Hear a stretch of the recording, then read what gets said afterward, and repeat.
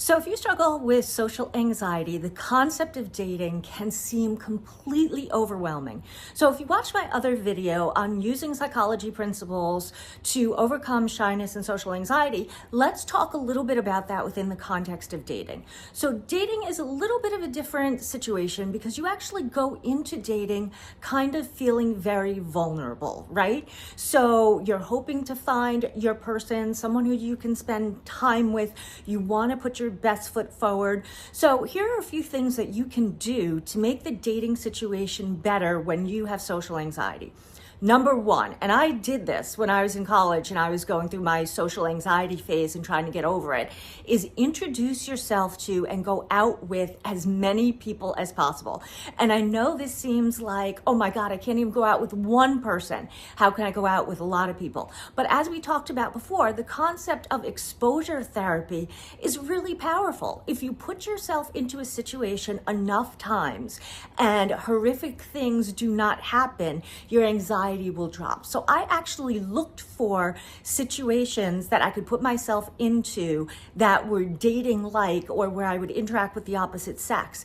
And believe it or not, some of the worst things did happen and I survived. So I put myself into a campus dating show that they were recording.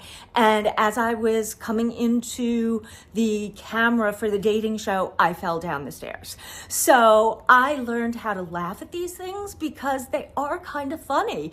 And looking at it at the time, I was just like, okay, there's just one more thing that I can add to show that silly things do happen and we can recover. Nobody knew what happened because it was off camera, but I knew. So that lightened up the mood for me right away. I have been on dates where I have accidentally spit into someone's face. Or the other way around, I have compassion because I've been on dates where, for example, someone was eating and they swallowed a fly and then they threw up at the table. So it kind of goes both ways. So again, exposure, exposure, exposure. Staying in your house and ruminating on your shyness is not going to help. Have a friend go with you. I have a colleague and there's a code word. I have a code word, peacock. So if the date goes really, really bad, I text her peacock and she's going to give me that emergency phone call if I need to get out of the situation. The second thing that you can do to help yourself with the social anxiety is to actually be vulnerable with your date and to walk into the situation basically saying, hey, I'm a little bit nervous about this. And the way the other person handles it is going to tell you a lot about whether they're the person for you.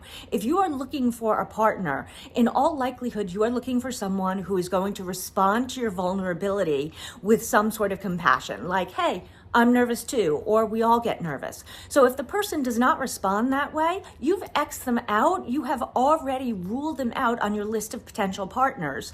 So you really don't have anybody to impress. So these are just two tips that I want to share with you today to talk about social anxiety and dating and helping you guys get comfortable with getting out there. So show me some love. Let me know what you think. Comment below and please keep me posted and let me know how these exercises are working for you.